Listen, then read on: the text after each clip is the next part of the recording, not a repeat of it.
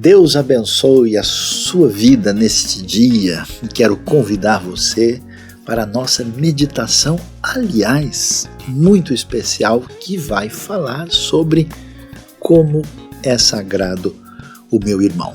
Convido você a estar em sintonia conosco e refletir sobre esta mensagem, sobre essa palavra. E não se esqueça, aperte o sininho, inscreva-se no canal, divulgue aí a nossa querida IBNU e seja você também um parceiro desse nosso ministério que proclama a palavra de Deus e o Evangelho de Jesus. IBNU, uma comunidade saudável para o mundo melhor.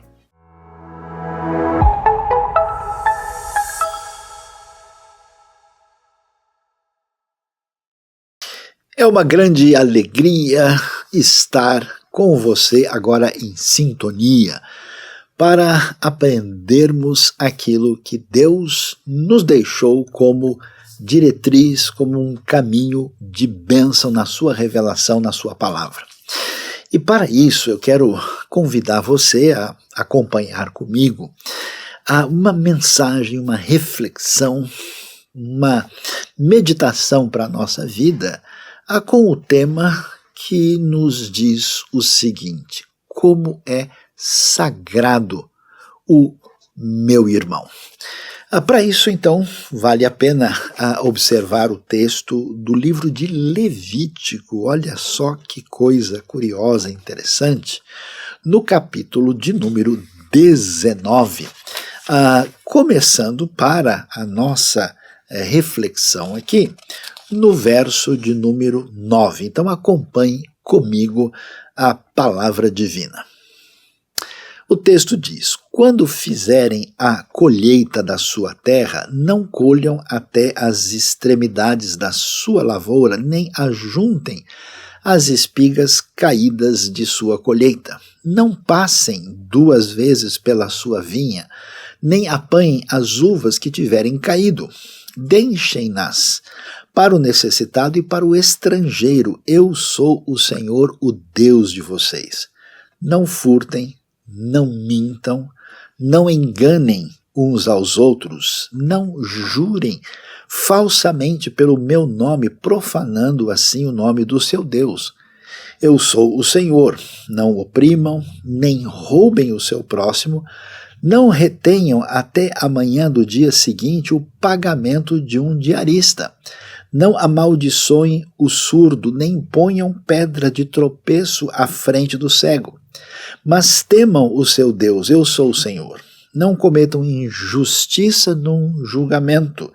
Não favoreçam os pobres, nem procurem agradar os grandes, mas julguem o seu próximo com justiça. Não espalhem calúnias entre o seu povo, não se levantem contra a vida do seu próximo, eu sou o Senhor. Não guardem ódio contra o seu irmão no coração, antes repreendam com franqueza o seu próximo, para que por causa dele não sofram as consequências de um pecado. Não procurem vingança, nem guardem rancor contra alguém do seu povo, mas ame cada um o seu próximo como a si mesmo. Eu sou o Senhor, obedeçam as minhas leis. Não cruzem diferentes espécies de animais, não plantem 2 espécies de sementes na sua lavoura, não usem roupas feitas com 2 tipos de tecido. Como nós pudemos observar, que coisa surpreendente e curiosa vamos encontrar aqui no 3º livro da Bíblia. E falando bem francamente, a gente pensa o seguinte: mas espera aí, nós estamos aqui no século XXI, a gente, tudo bem, nós cremos em Cristo, Jesus, na sua palavra, mas assim, pegar esses textos antigos, assim, lá do começo da Bíblia, às vezes confusos e diferentes, né, para a gente entender, logo em Levítico, que diferença isso realmente faz na nossa vida.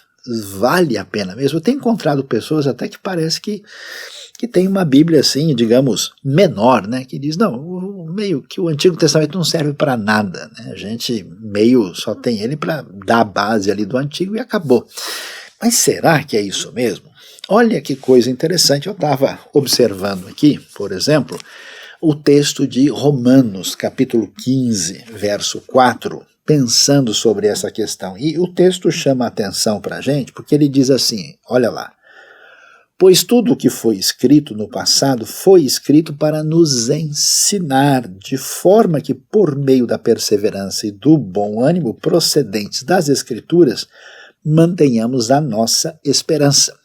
Então o apóstolo Paulo fala, olha, tudo que foi escrito no passado, quer dizer, referindo-se às Escrituras Sagradas, ou seja, o Antigo Testamento, a Bíblia hebraica, da mesma maneira como a gente vê Paulo falando para Timóteo, que desde a infância ele conhece as sagradas letras, mas que sagradas letras são essas?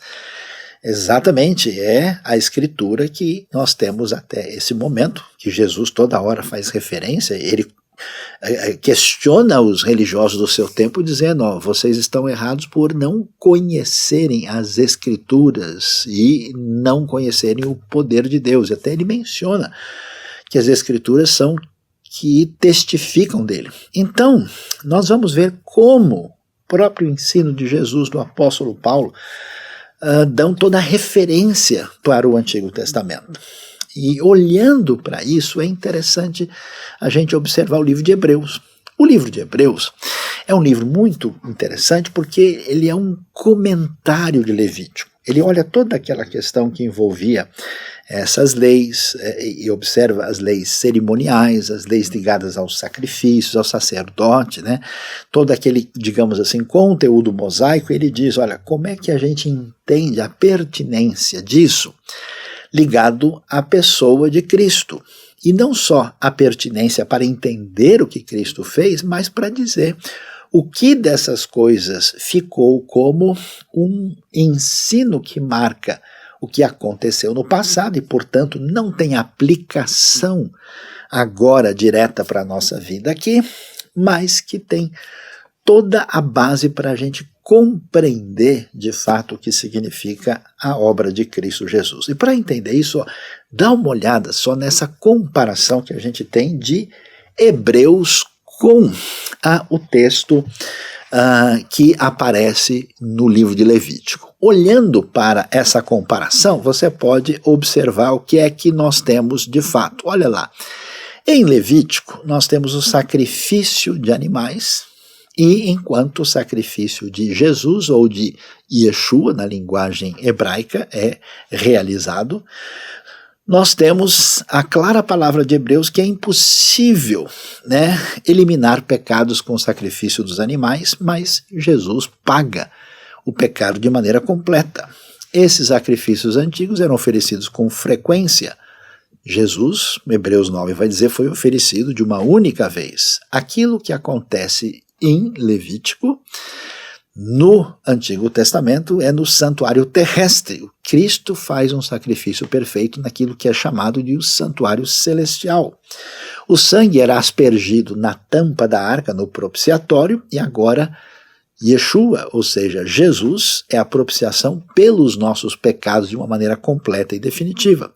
Somente o sumo sacerdote podia entrar uma vez por ano no lugar que era o santuário, mais especificamente no lugar santíssimo. Pois é, Jesus, o nosso sumo sacerdote, fez a obra de expiação completa, de modo que agora nós podemos entrar no santuário, no Santo dos Santos, com uma espécie de ousadia que Deus nos dá, e tudo o que aconteceu no passado era através de um sacerdote limitado, imperfeito, que inclusive ele mesmo precisava de alguma coisa para a sua própria purificação e perdão. Em Cristo Jesus nós temos sacerdote perfeito. Então você percebe que se você não conhecer bem a palavra de Deus, essa base, você não entende de verdade o que temos no Novo Testamento. E olhando para Levítico e para todo esse ensinamento, olha que coisa interessante que a gente vai descobrir. Os antigos hebreus tinham uma maneira de escrever na qual eles combinavam assim uma espécie de estrutura para que tudo ficasse muito bem lembrado. Essa estrutura, né, que começava falando de um tema, encadeava, né, vários, depois de um tema central, ela voltava e reforçava tudo isso. Quando você olha para todo o Pentateuco, toda a Torá, toda a lei de Deus, o que é que você vai ver? Olha que coisa interessante. Nós temos lá na base, né, o livro de Gênesis como o primeiro livro e o Deuteronômio. Os dois vão tratar muito essa questão de Deus agindo para formar a nação e o papel da nação no contraste com aqueles que não conhecem o Deus verdadeiro. Então, na ponta de cá, Gênesis, e aqui do outro lado, Deuteronômio, como você pode acompanhar no nosso gráfico aqui. Ao mesmo tempo, depois você tem Êxodo, que é paralelo de Números. Os dois falam muito, né, dessa libertação do povo no deserto, de tudo que acontece. E no centro está o quê? Levítico. Mas é mais do que ter Levítico no centro. O que chama a atenção é como você tem Levítico do capítulo 1 ao 7 e ao mesmo tempo a parte final de Levítico, né, especialmente capítulos 23 a 25, porque o 26 e 27 é uma espécie de desfecho que faz a conexão com o que vem depois. Você tem as leis ligadas ao santuário, que são muito detalhadas, né, aos sacrifícios que aparecem lá. Depois, o capítulo 8 a 10 e o 21 a 22 tratam das leis ligadas aos sacerdotes. E, na sequência, do 11 ao 16, do 17 ao 20, que está incluído o que a gente leu agora, são leis entre as pessoas, do comportamento delas. E sabe qual é a ponta? Olha que coisa impressionante. Sabe qual é o centro de tudo? É o capítulo de número 16, que é do Yom Kippur, do dia da purificação. Então, nessa pirâmide teológica extraordinária, Levítico 16 apresenta essa realidade da ação de Deus de perdão, de purificação, do dia especial do perdão dado ali no famoso Yom Kippur. Quando a gente descobre tudo isso, a gente está mais preparado para poder, de fato, lidar adequadamente com o que nós vamos encontrar em Levítico 19. Então agora, vamos prestar atenção nesse texto, porque ele chama a nossa atenção de maneira muito peculiar. Porque ele vai tratar daquilo que envolve o relacionamento entre as pessoas. E vamos conversar sério aqui. Que coisa difícil é esse negócio de se relacionar com os outros. Meus queridos, o mundo, nosso mundo, supostamente de progresso e desenvolvimento, desde a fundação da Organização das Nações Unidas, a ideia era procurar dar um jeito de manter paz no mundo. Desde que a ONU foi fundada, nunca deixou de haver conflito e guerra em tudo quanto é lugar. E o mais impressionante é que parece que, quanto nós temos mais evolução tecnológica, a gente tem, né, o desenvolvimento da microbiologia, o desenvolvimento da tecnologia no nível digital, todo esse conglomerado de coisa parece que ainda aumenta o nível de tensão e a capacidade de destruição. Se isso acontece no nível macro, a gente vê as famílias, a gente vê as comunidades religiosas, a gente vê as pessoas, né, como o pessoal gosta de dizer na internet, ou capacidade de criar treta. Desculpe a palavra aqui que não é a mais bela, mas é tão impressionante, vamos dizer assim, essa vergonhosa emancipação da violência gratuita. Por isso esse tema é tão importante. E eu acho curioso que quando a gente lê um texto que a gente diz, isso é Velho Testamento, isso é Levítico, daquelas coisas lá, quanta lição extraordinária tem pra gente, para mostrar, e é bonito que eu acho é isso, né, que você vê quando vai falar do ponto de equilíbrio assim tão extraordinário da própria lei de Deus, falando do lugar santíssimo e do perdão divino, do lado estão o quê? As leis que falam do relacionamento das pessoas. Então preste atenção. Se você não é capaz de entender como é sagrado seu irmão, se você não entende a importância do relacionamento com o próximo, se você não entende a importância do perdão, no nível pessoal ou familiar, se você não entende isso, a gente precisa voltar e ler a palavra de Deus outra vez, né? Como é complicado o desgaste, a desconexão, e a coisa maluca. Alguém disse para mim uma vez algo que eu passei dias assim pensando, que o único exército que atira nos seus próprios soldados e os abandona no meio da caminhada é o exército do povo de Deus. Pode um negócio desse? E aí, olhando agora para Levítico 19, vamos ver o que é que Deus tem a nos ensinar na extraordinária sabedoria da sua palavra para nós. O interessante é assim, o texto que a gente não leu. No começo do capítulo 19, ele vai falar uma coisa assim que parece que não tem muita conexão. Ele começa dizendo que Deus diz para todos nós: sejam santos, porque o Senhor, o Deus de vocês, sou santo. Então nós somos convidados, não só uma compreensão da santificação do ritual, santificação do culto, não, essa santidade, ou seja, esse perfil diferenciado que vem de Deus, precisa fazer parte da nossa vida. E aí ele vai dizer, olha que coisa impressionante, né? Que para que isso seja verdade, respeite cada um de vocês, o seu pai e a sua mãe. Fala para eles guardarem os sábados, que era o tempo especial dedicado ao reconhecimento da ação de Deus na história e no contexto da comunidade. E a justificativa de tudo, preste atenção, a justificativa de tudo que quem está em aliança com Deus deve ter como referência para a sua vida é a frase: eu sou o Senhor, o Deus de vocês. Sabe por que isso é importante? É porque a gente faz o que a gente faz. Então essa pergunta se levanta para a gente. Eu conheço gente, por exemplo, que até fica de boa com o outro. Sabe por quê? Porque isso dá lucro. A pessoa até ia arrumar uma confusão, ele tem raiva de alguém, mas ele descobre que ele vai perder dinheiro. Ele descobre que vai dar ruim. Então, em vez de ser uma pessoa sincera, correta e adequada na sua atitude, é uma pessoa que tem os seus relacionamentos interpessoais dirigidos pela vantagem própria e ponto final. Há pessoas que têm uma atitude semelhante, mas um pouco diferente. São pessoas utilitaristas. Elas nunca enxergam ninguém. Ela enxerga o outro do ponto de vista do que essa pessoa pode trazer para mim.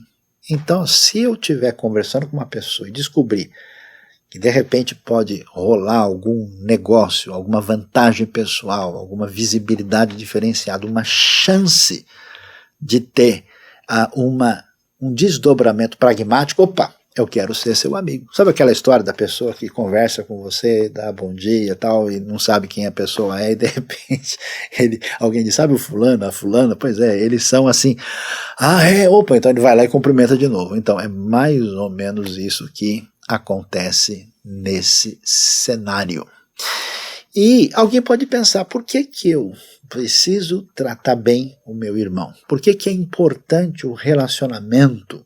Não somente na vertical, mas no horizontal também. Por que Deus vai dizer sobre amar o irmão? A resposta é: eu sou o Senhor. Então a primeira coisa para a nossa vida, para construir qualquer ética, qualquer parâmetro social, qualquer relação na comunidade da fé, na igreja, no povo de Deus, é a nossa relação com Deus. Se Deus, para mim está muito claro, que está nítido que ele diz, eu sou o Senhor, então Deus começa a dizer, olha, se você sabe disso, não se volte para os ídolos, vocês não devem fazer deuses falsos para vocês mesmos. E aí ele fala sobre como lidar com o sacrifício, como é que você faz a coisa direitinho, da maneira que Deus orientou. Aí, quando Deus tem o devido lugar na nossa vida, o próximo também pode ser. Quando eu entendo que a minha relação com Deus envolve essa questão daquilo que é tão sagrado, aí também a minha conexão com o meu irmão vai descobrir como é sagrado o meu irmão. As coisas estão interligadas. E aí a gente começa então a ler o texto. E olha que coisa interessante. A primeira coisa que chama atenção para a gente é a gente ver o que a gente chama de um tratamento de isonomia do relacionamento entre as pessoas. Por quê? Porque a razão por que uma pessoa rompe a ética e se entrega à maldade e passa a agir numa postura de oposição, de ruptura e até mesmo de hostilidade para com o próximo, é porque essa pessoa, de alguma maneira, ela se coloca numa situação diferenciada acima do próximo. Então, toda vez que alguém fez na história humana a prática da escravidão, a prática da opressão, ela sempre fez questão, ou de maneira religiosa, ou de maneira social, ou de maneira racial, de qualquer tipo, criar uma justificativa. É interessante como nas leis de Levítico a gente precisa entender, primeira coisa, que você pode se achar que você seja o que você quiser. A verdade é que você não é melhor do que ninguém. E você não tem o direito de fazer qualquer coisa contra o próximo na base de que você tem alguma razão para isso. Por isso o texto vai dizer coisas tão básicas assim, dizendo: não furtem. Ou seja, não furtem no original quer dizer simplesmente não furtem. Não tome nada que não é seu. Seja honesto. Não mintam. Quando você mente, você trai a relação de proximidade, de fraternidade para com o outro. Não enganem uns aos outros. Você percebe? Esses mandamentos estabelecem para nós toda a realidade da justiça igual entre todas as pessoas, rejeitando qualquer partidarismo, qualquer suposta prepotência, qual é a atitude que nos coloca numa situação que justifica nossas atitudes erradas diante do próximo, porque a gente se sente numa condição diferente. Já viu aquela história? Ah, mas o fulano fez isso lá no escritório. Ah, mas ele é o chefe. Que chefe? Chefe é Deus sobre nós. Não engane, não minta, não furte. Todos estamos debaixo da autoridade maior que é o Senhor. Mas a coisa se complica. E no mundo antigo era muito mais complicado. Por quê? Porque uma vez que você constrói uma sociedade injusta e perversa, quando o seu irmão, mas nem sagrado nada, ele é simplesmente desprezível e utilizável diante de você. É aquela pessoa, porque vê alguém, por exemplo, que trabalha num serviço simples, que é uma pessoa de condição social mais limitada, ele diz, quando isso acontecer, você não fique lá procurando o restinho, não ajuntem as espigas caídas da sua colheita, não passe 2 vezes pela vinha, nem apanhe as uvas que tiverem caído, deixem tudo isso para quem? Para o necessitado, para o estrangeiro. Sabe qual é a razão? Eu sou o Senhor, o Deus de vocês. O povo que foi libertado do Egito e sabe o que é passar por isso. Por isso, vocês não podem oprimir nem roubar o próximo. Vocês não podem, de jeito nenhum, se aproveitar do vulnerável. Olha o detalhe, eu fico impressionado com a sabedoria divina. Não amaldiçoe os surdos. Imagina, o cara é surdo, não está escutando, você pode falar pelas costas, ridicularizar, ele nem vai saber. Não ponham pedra de tropeço à frente do cego, mas temam o seu Deus. De novo, eu sou o Senhor. Ou seja, que coisa impressionante. Justiça, equidade é igual para todo mundo. Mas e quando todo mundo não é tão igual assim, a pessoa é vulnerável? Não se utilize do seu pretenso sucesso, da sua posição, para maltratar e oprimir quem quer que seja, porque Deus está vendo e você não pode fazer isso. Pelo contrário, tenha um coração, uma atitude generosa ao ver quem é diferente, está em sofrimento, para receber de nós um acolhimento, uma atitude de quem tem o Senhor no coração sem qualquer possibilidade de discriminação. Então, como a gente vê, você percebe que não é possível construir uma sociedade Não é possível a gente ter uma comunidade, um povo que vá para lugar nenhum sem a compreensão de que Deus é o Senhor é o nosso Deus, e que essa realidade ilumina a maneira de viver com os outros e com o próximo. Quando isso não acontece, preste atenção, não importa o nível de desenvolvimento tecnológico que uma sociedade tem, não importa qual é a gradação de progresso na área de formação, de educação. A gente vê em vários lugares do mundo gente muito bem instruída sem saber o que fazer da vida. Não importa quanto recurso a gente tem, você tem uma deterioração, uma destruição da própria realidade social, da realidade comunitária. Então a sabedoria divina ela é fundamental. E ela dá a dica para a gente como a aplicação divina naquilo que precisa ser observado. Como é que eu trato quem é igual? Está bem claro assim, não vá enganar, se aproveitar da pessoa. Como é que eu trato quem está numa situação de fragilidade, vulnerabilidade, com uma atitude semelhante ao que Deus tem por mim, nunca se aproveitando da pessoa, mas sempre estendendo a mão que se volta para o pobre, para o necessitado, para o estrangeiro, para aquele que está numa situação de necessidade, né? Não se aproveitar, olha que coisa interessante, não se aproveitar do trabalhador diarista, segurando o pagamento dele até não sei quando. Você imagina, a pessoa precisa disso. Como, olha, cá entre nós, como eu conheço gente que se diz ligado a Deus e é enrolão, passa a perna no outro, dá o tombo, fica dizendo que vai acertar e acha que isso, como se diz, não tem nada a ver. E é interessante ver que o texto continua e a gente pensa, Sael, já entendi tudo, né? Quer dizer o seguinte, esse mundo é assim mesmo, e o pessoal que se deu bem, a gente tem que chegar, pegar pesado, e eles têm que carregar todo mundo nas costas. E o pessoal que está no sufoco, lá na situação ruim, eles vão fazer tudo errado, e a gente tem que ser legal e bondoso e tratar aqui, no fundo, não tem 2 pesos e 2 medidas? Olha só o que Deus diz. Veja que coisa. É impressionante a perfeição da palavra divina. O texto vai dizer o seguinte: não cometam injustiça, verso 15, num julgamento. Atenção, não favoreçam os pobres, nem procurem agradar os grandes, ou seja, os ricos, mas julgue o seu próximo com justiça. Olha que coisa interessante. Não é porque a pessoa está numa condição frágil e limitada que tudo que ela faz está certo, que ela também não precisa de correção.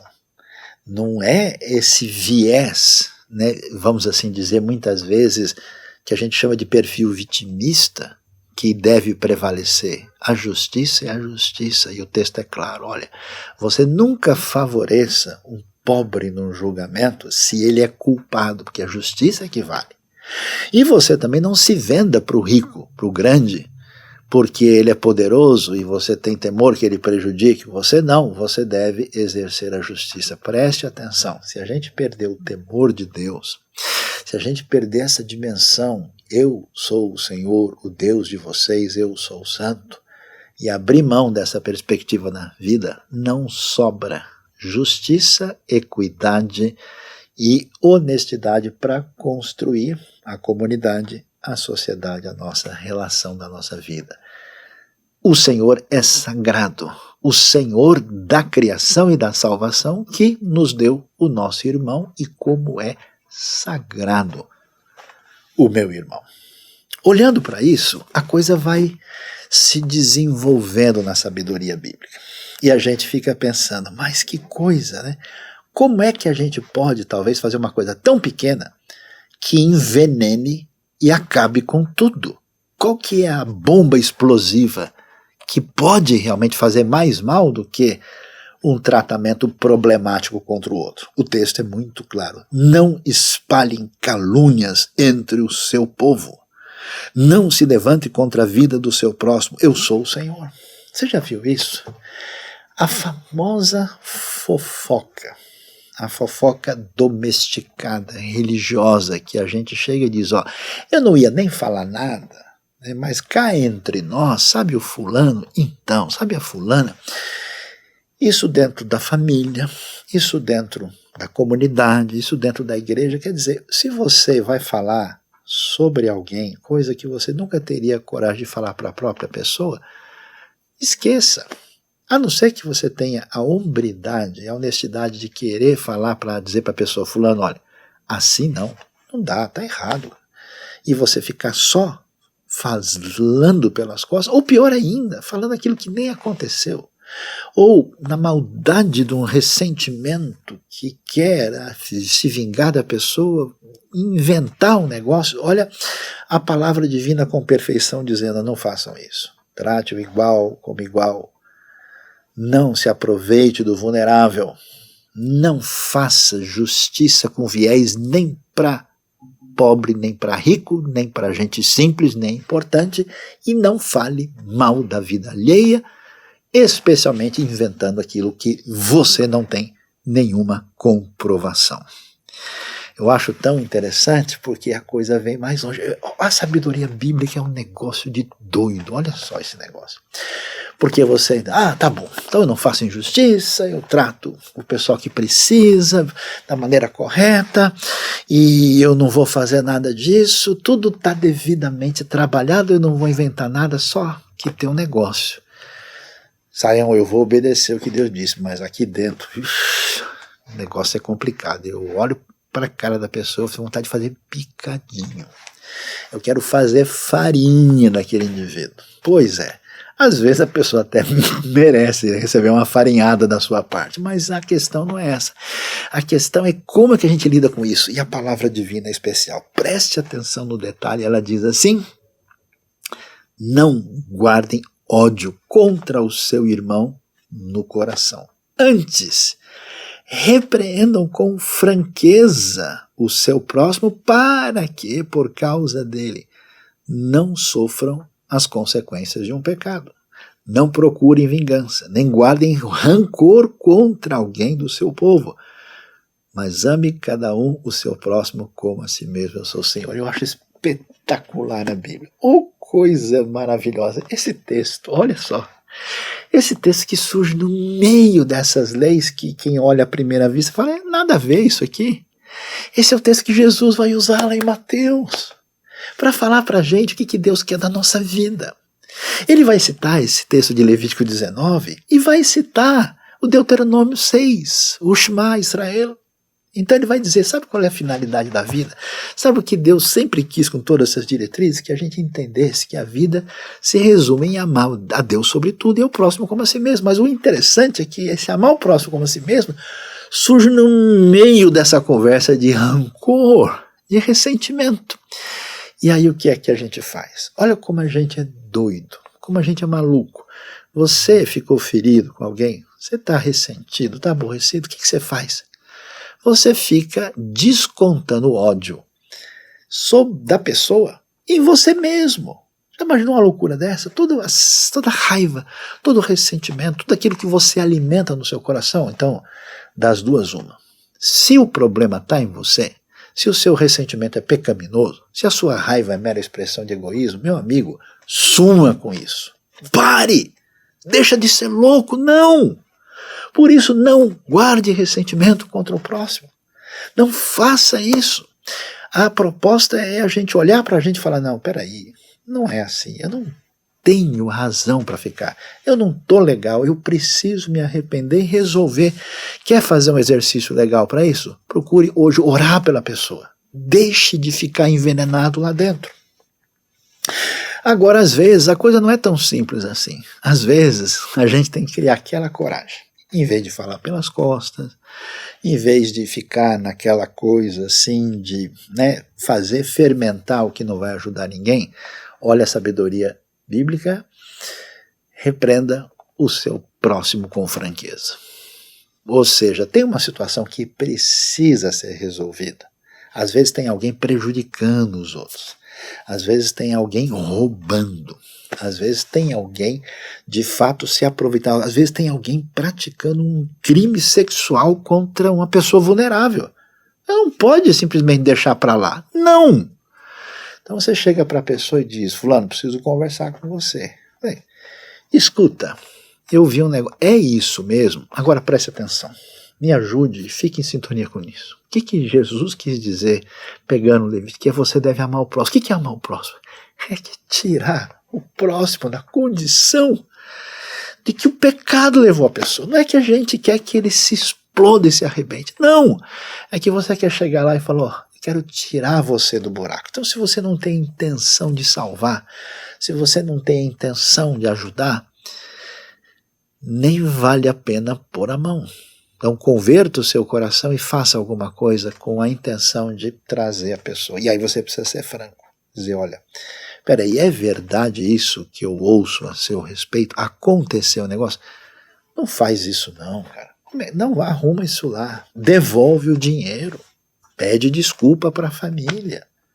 Nunca mais. Você viu o que aconteceu lá por causa disso? Não. Então, toda essa nossa,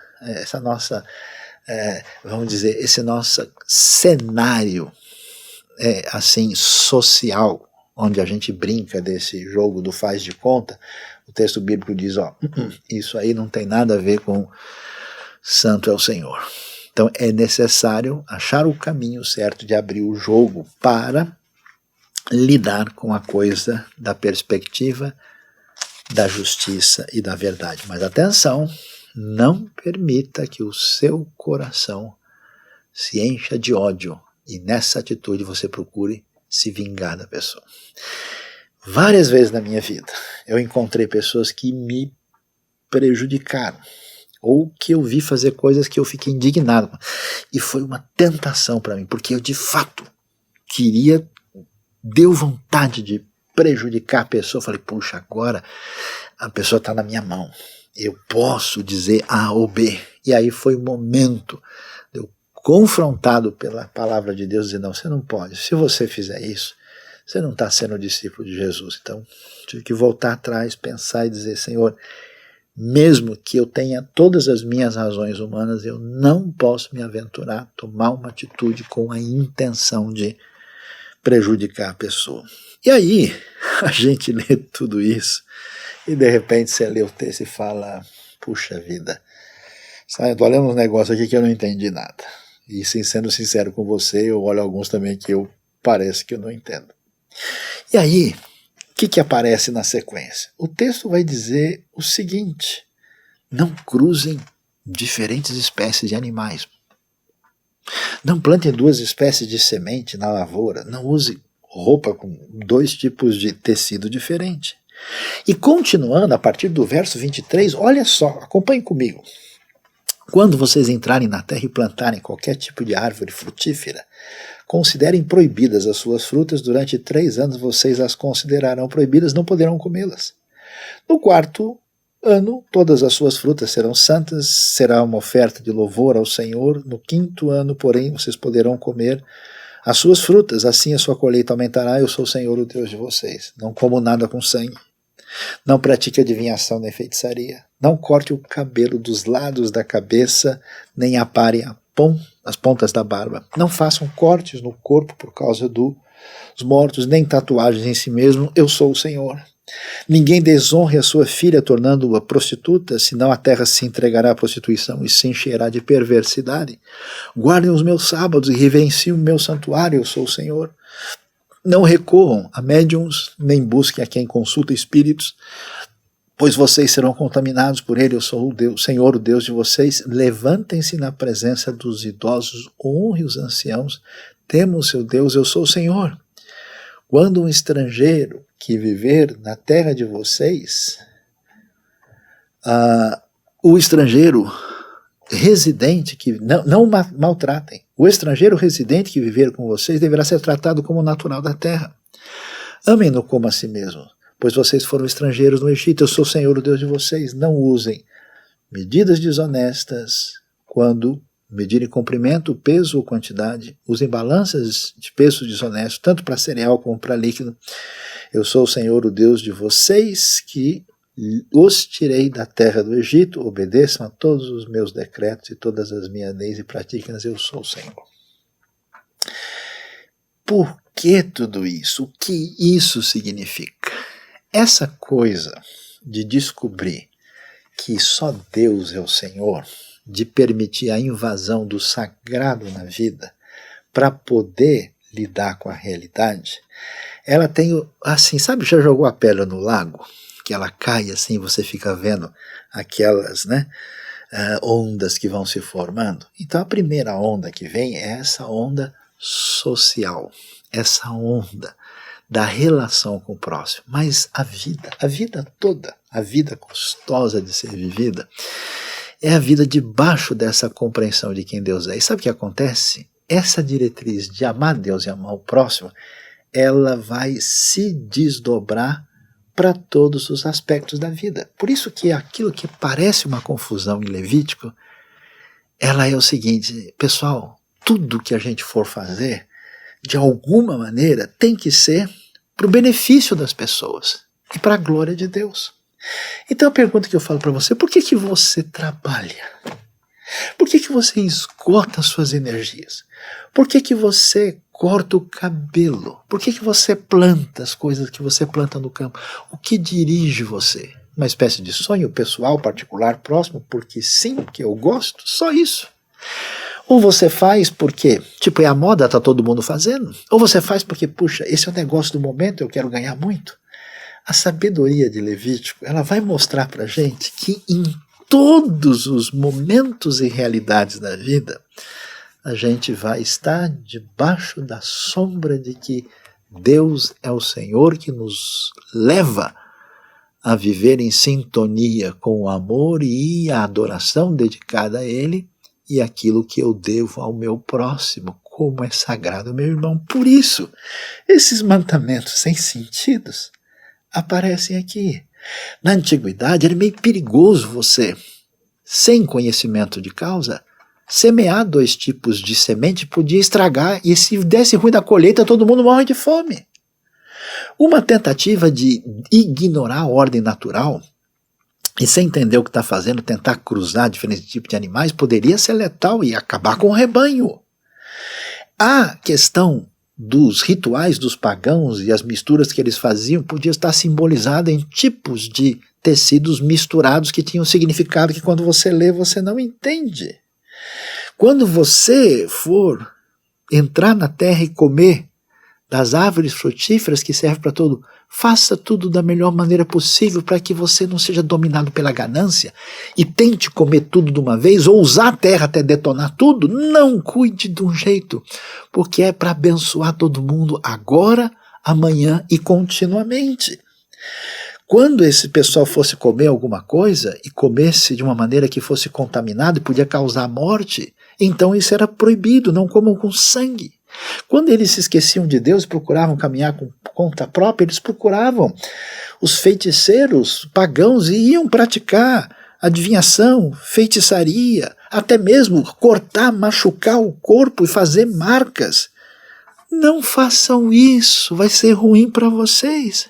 Quando alguém ia cortar o cabelo aqui com pedra ou com faca rudimentar e atingir a têmpora, podia matar a pessoa, então não corte o cabelo do lado da cabeça. Não façam isso. Ninguém, por causa de dinheiro, vai desonrar a filha, entregar a prostituição, como acontece hoje em muitos lugares. Não se esqueçam de guardar o tempo especial do Shabat para o Senhor, porque vocês nunca vão a lugar nenhum longe de Deus. Não busquem nada disso. Vocês devem lá na frente, lá no começo, respeitar os pais e levantem-se na presença dos idosos, honrem os anciãos, porque se você não respeita seu pai, sua mãe, seu avô, você nunca vai conseguir viver adequadamente na sociedade. E no fim, a gente tem a lição impressionante do texto dizendo, sabe de uma coisa? Você quer aprender como é sagrado o seu irmão? Você quer aprender como Deus deve ser honrado e a gente tem que aprender a viver nessa relação de fraternidade e comunhão?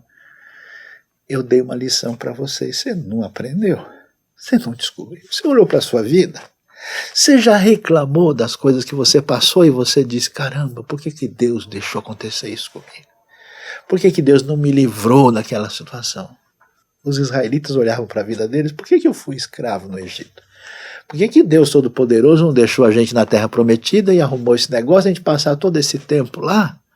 A pergunta para nós é, você aprendeu alguma coisa? Olha o texto. Ele diz, quando um estrangeiro viver na terra de vocês, o estrangeiro é diferente, o estrangeiro é ameaçador, o estrangeiro é vulnerável. O que você vai fazer com ele? Não maltrate. O estrangeiro residente que viver deve ser tratado como natural da terra. E olha, não é para você ter dó do estrangeiro. Não é para você ajudar e dar a migalha que você jogar fora para ele. Amem-no como a si mesmo. Sabe por quê? Porque vocês foram estrangeiros na terra do Egito. Vocês passaram pela situação de ficar vulnerável e de ficar à mercê da atitude perversa de ser tratado pelo outro como se você não valesse nada, como se você não fosse ninguém. Você viu como é que é? Pimenta no olho do outro não arde? Você já não percebeu? Você entendeu a lição? Então agora, escutem de novo. Façam as coisas na vida em sintonia com Deus que se manifestou na sua vida e na sua história. E façam tudo para produzir vida, para produzir bem-estar, para edificar, para fazer aquilo que beneficia a vida de todos em todas as circunstâncias da vida. E principalmente para o próximo, especialmente quando ele se mostrar vulnerável, do jeito que um dia você vulnerável também foi. E tudo isso porque eu sou o Senhor, Deus de vocês. Deus abençoe nossa vida. Deus abençoe o nosso coração e nos ajude a entender e a praticar essa realidade. Como é sagrado o meu irmão.